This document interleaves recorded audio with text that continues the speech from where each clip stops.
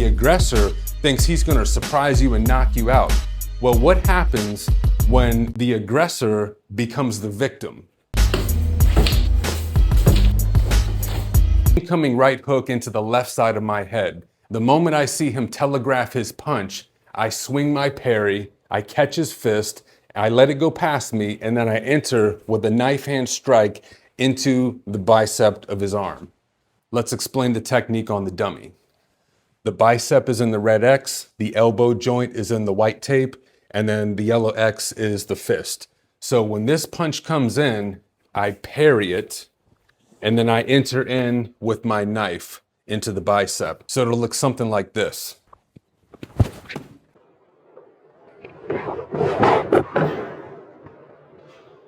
You might be thinking, is this technique gonna be effective? You're chopping into his bicep, what's that gonna do?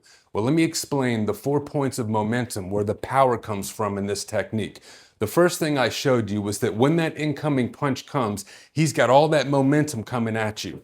You're not going to block him and stop it and then do an attack. What you're gonna do is take that vector, that force coming at you, and let it continue, but you're going to redirect it. Instead of hitting you in the head, you're taking it offline so it goes past your ear.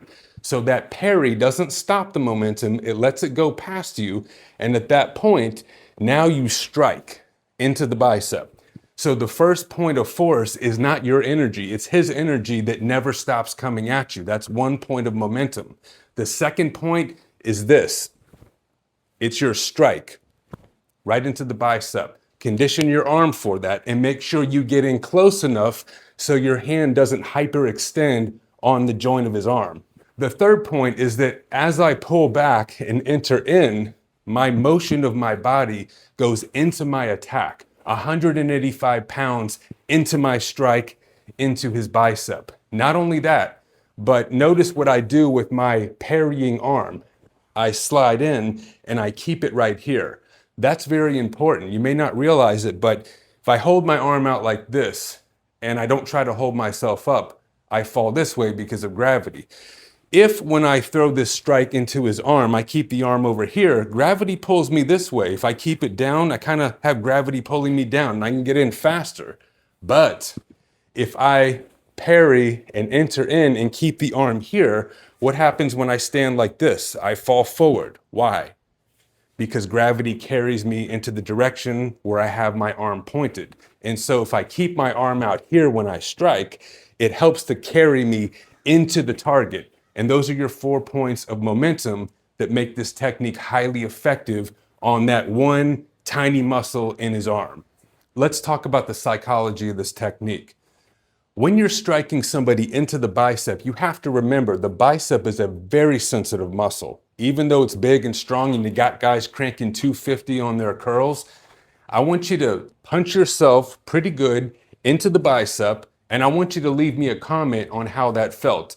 Tell me if you can feel the impact. Give yourself a good one in there. When you hit into that area, that soft tissue, when he's swinging, you're gonna leave some damage behind because you're hitting nerves and all kinds of sensitive muscle. Now the psychology comes in at this point. What this means is the aggressor thinks he's gonna surprise you and knock you out. Well, what happens when the aggressor becomes the victim? How does that happen? Well, when you strike him in a place like this, you might deaden his arm. He might feel the sensation like his arm is broken or severely injured.